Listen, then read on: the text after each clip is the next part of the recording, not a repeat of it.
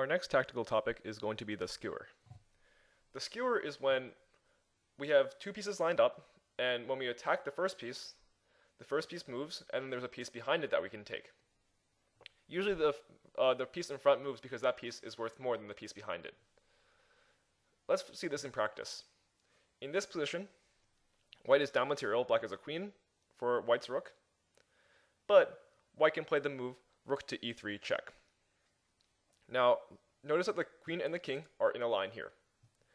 The king is worth more than the queen, and in fact this is a check, so the king has to move out of the way.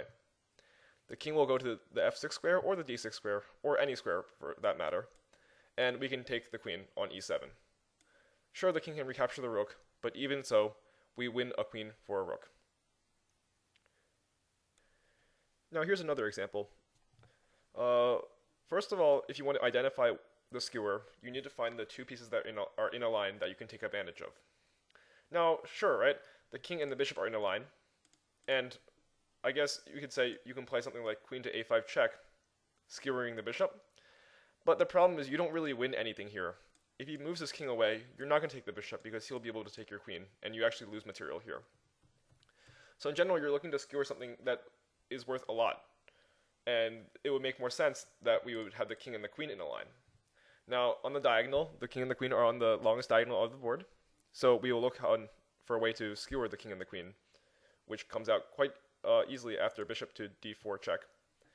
After bishop to d4, the king and the queen, the king has to move because it's a check, the king has to move, king to e6, and after the king moves, bishop takes f6, king takes f6, we have just won a queen for a bishop. Now, let's go to the worksheet. Okay, this is number 2 on our worksheet here. If we take a look at the position, black is up a little bit of material. And the material is actually quite balanced here. Black has a rook and a bishop and a knight for a queen and 2 pawns.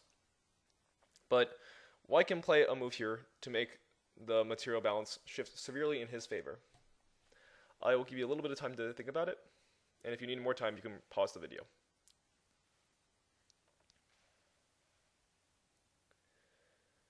Okay, so hopefully you found it.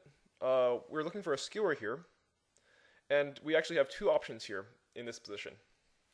We need to look for 2 pieces in a line. I think the line that we can use right now, we can't really use this, the 7th rank, but I think we can use the h1 to a8 diagonal. The rook and the knight are lined up on this diagonal. Let's remove some arrows here to make it less confusing. The rook and the knight are lined up on that diagonal, and we can take advantage of that by playing the moves either queen to e4 or the move queen to h1. Here we're attacking the rook, and if the rook moves, then we will be able to take the knight. There's no way for the rook to be defended, so the rook has to move, and of course the rook will move because it is, after all, worth more than a knight. So queen to h1 will skewer the knight because it attacks the rook. Okay, we're going to move on to the 4th problem on this page. White to move right now, and black is up a queen for a rook. So we can see the position right now, and we see that there's not really a skewer for white to do. But remember what I said before, right? We're looking for 2 pieces lined up in a line. Where can we find these 2 pieces? Well, I see that this B file has a lot of pieces lined up on it. But the problem is if we play rook to b8 right now, trying to skewer the queen or the bishop, either one, he can place, let's just say, like king to c6 here, and then, I mean, you're not going to win the bishop here. The pawn is protecting the bishop. You will not win any material here. But if the bishop was gone, then we would be able to take the queen. So let's go back and find a way to deflect the bishop to another square. Let's try to get the bishop, or make the bishop go somewhere else. So I'll give you guys a little bit of time to think about that idea right now. Okay, if you need more time, you can pause the video, but the correct answer right now is to use the fork knight to c3. We fork the king and the queen. Now, if the king moves, obviously we take the queen for free. We're just up a free rook. So the best idea for black right now is to take the knight with the bishop. And now the bishop is no longer on b4, and then we can play rook to b8 check. When the king moves away to, let's say, c6, now we can take the queen on b1.